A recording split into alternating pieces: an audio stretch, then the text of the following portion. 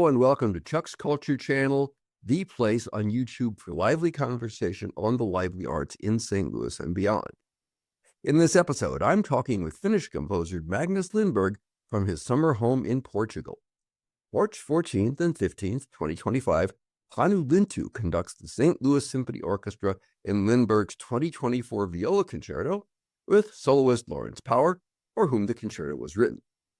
You just heard a few seconds of that in the introduction with the Finnish Symphony Orchestra under Nicholas Colin. The concert takes place at the Touhill Performing Arts Center, which is in my virtual background right there.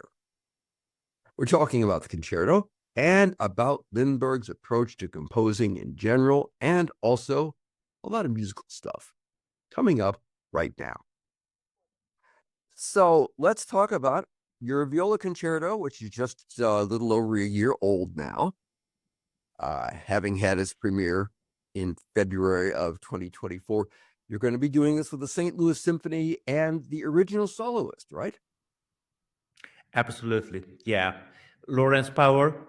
I had wanted to write a viola concerto for many, many years because I did already 2 violin concertos, and I've written also 2 cello concertos.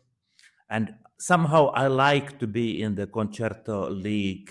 I have 3 piano concertos. I have a clarinet concerto, etc. Somehow it feels like it's more dialogue with the forces rather than trying to be abstract and writing for orchestra, which I also do like, of course. So the initiative for this piece actually came from me. Over the years, I had said that I want to write the viola concerto one day before I die. So the orchestration you chose for this is perhaps a bit surprising to some people. I hear a lot of concerti now from composers that are using the biggest orchestra they can find, but you've gone back to essentially the 18th century model. It's a wonderful question because less is more somehow, because I didn't set out with a deliberately small orchestra. I had full loud, and especially Lawrence, he wanted to have percussion, etc., and harp and piano, etc. And I gradually felt that no, it's you can go closer to sound. It's not a question of I think many composers today, we have that mismatch perhaps, that with the big orchestra you can make more noise. I did big noise with big orchestras over the years, so I know what I speak about. I think when you make smaller, you get closer to the focus. You can actually bring in. You need to use orchestration in a little bit different way when you don't have any instruments of resonance. Like percussion is easy in an orchestra because you can always throw in some percussion if you have a problem with a transit or whatever. This is a cliche to say, of course, but I honestly think that today you can get closer to your musical ideas by reducing rather than adding. So especially for this piece, it just felt the right thing to do. And how do you reserve the territory for the soloist such that it is audible? Mm-hmm. And viola is in a small register down there, of course, huge nowadays with the top of it, etc. So it felt just natural to work with this classical orchestra. It forces you to, I think, not just rely on big guns and big noises. You have to start thinking more seriously about how to balance the soloist with the orchestra. Exactly. Yeah, and that is nice. And after all, when you have a restricted, constraint that orchestra, I even went that far that there are no doubling instruments, so no one has to pick up a piccolo or a E flat clarinet or a bass clarinet, etc. So it's really classical, and it's wonderful. It feels somehow it feels pure. That is what I so much like about it, and it's also actually I've written music now for more than 50 years, and but to me feels more and more essential is what you actually can do with articulation and with small things.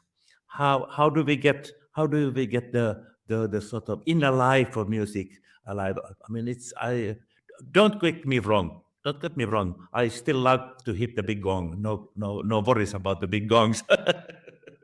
But for a piece like this, and especially for a fantastic musician as Lawrence Bauer is, it felt the sort of real thing to do to be intimate with the instrument. I'm still the avant-gardist. I consider myself still very much an avant-gardist, but I think avant-garde has to go in different directions. Avant-gardism cannot be the same avant-gardism as it was defined 70 years ago. We had the beautiful model of tonal music spanning from Rameau. Bach, of course, that's the establishment of all this, all into music of early 20th century when harmonies started to become so awkward that no one really knew whether they were tonal or anything in between. And for me, I was always very thoughtful about the idea of how beautiful the clear world of harmonies, like in early Beethoven piano sonatas. One of the very early pieces that I played myself in my youth was the F minor sonata, the first piano sonata by Beethoven, which is still one of my favorites because it's just clear, simple there. Yet you can do so many things. Then, when we go into the ambiguity of harmonies, with I would say Mussorgsky was definitely one of the early guys starting to work with pentatonic ideas, meaning that the in C major, the G major would not necessarily be always the solution. You can do other things than going to the dominant, if we speak about music theory. And for me, the big issue about pentatonic harmonies in this context, of course, I had to be very careful with this word because pentatonic music stands for an entity in the world of fantastic countries where it has been used in such a beautiful way. For me, what is beautiful in this is that it doesn't contain that same gravity as we have with tonal harmonies. And with gravity, I mean that harmonies are based on the bass notes. And for me, tonal music was always related to being sitting on the bass. But I'm referring to when I speak about my pentatonic world in this piece, particular piece, is that there is this sort of tonal world which is bass related, and then there is this floating mode where pentatonic. Yes, it's somewhat less anchored. Exactly. Yes. Yes. Gravitation. I tend to use the word gravitation. I don't know what gravitation stands for. the it's in music. I mean, we know what gravitation stands for on our small planet. But Yeah. but Well, it's that, as you said, it's in the standard tonal harmonic system. It's the tonic note, the bass note, the foundation, and with the pentatonic system, it feels more like you're floating over that foundation. It seems. yeah, if you want a flow, things have to go up to the surface in order to feel the sense that now we shift in harmony. We go to the next step in harmony. The, the beauty of one of my favorite composers still and always was, but especially nowadays, I listen to Ravel and how he on the brink of tonality. He was in a way, this is much of a generalization, but Ravel was just on the brink of a farewell to tonal music thinking, and but he managed to get out of that in just shifting the role of the bass, shifting the role of harmony carefully and always thought of. I mean, that is. I Yeah. think that is. It's such a pity that we lost a bit of that. We lost a bit of that, Mhm. and I will say I am a huge admirer of Ravel myself. I agree. I love his music and feel that it has not gotten enough attention. So, no, exactly. I mean, Debussy was always considered the modernist, and of course he was, because the beautiful idea of the whole tone scale, and there we are without gravity. We are floating, and perhaps back to my pentatonic little bird. I have not invented anything in terms of the pentatonic world. Of course not. It was Mussorgsky. It was even Tchaikovsky. Many composers went into that direction in a way that dictated what was to come. But I think honestly that we can still do beautiful things with the syntax of the classical music. I am not against avant-gardism in the sense of working with intricate micro-interval words and noise. I love noise, of course, no worries. But I've now been working, my catalog is 125, something like that, pieces. I could not have continued with going against instruments in the way that many of these beautiful things mhm. were written in the 1960s, 70s. I grew up in the 1970s, so my youth was a time when the most extreme in contemporary music, we're speaking about a very, of course, small small existence there, but we had to fight against something. We were fighting against the beauty of music, and today when I listen to music, I think beauty should be accompanied, and beautiful harmonies and ugly harmonies, they can cooperate. So returning to your viola concerto for just a moment.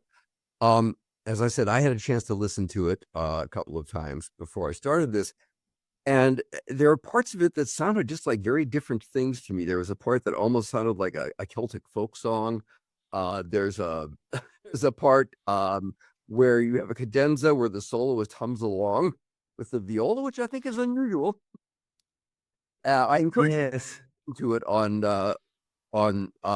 Spotify. But what can people expect? What would you tell the audience coming in to hear it that they should be looking for and listening for in this piece? Yeah, it's one of those big questions. It's one of those big questions.